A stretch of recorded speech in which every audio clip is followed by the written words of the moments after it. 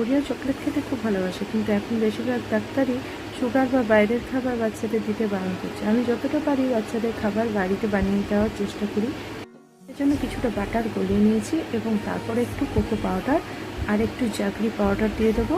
তারপরে কিছুটা ড্রাই ফ্রুটসও কেটে রেখেছিলাম, যেহেতু বাচ্চাদের ড্রাই ফ্রুটস খাওয়ানো অনেকটা ভালো, সেই জন্য সব কিছু নিয়ে তারপরে ভালো করে মেল্ট করে নেব।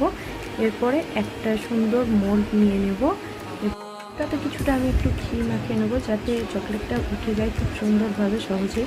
তার জন্য এবারে দেখো কীভাবে আমি চেপে চেপে সুন্দর করে ভরে দিচ্ছি এর মধ্যে চকলেট। কিছুক্ষণের জন্য আমি ফ্রিজে রেখে দেবো, আর ফ্রিজ থেকে বের করে তোমাদের দেখাবো। ফ্রিজ থেকে বের করার পর এরকম জিনিসটা দাঁড়িয়েছে, আর এটা দেখো কত সুন্দর উঠে এসছে, ভালোভাবে বেশ শক্ত আছে।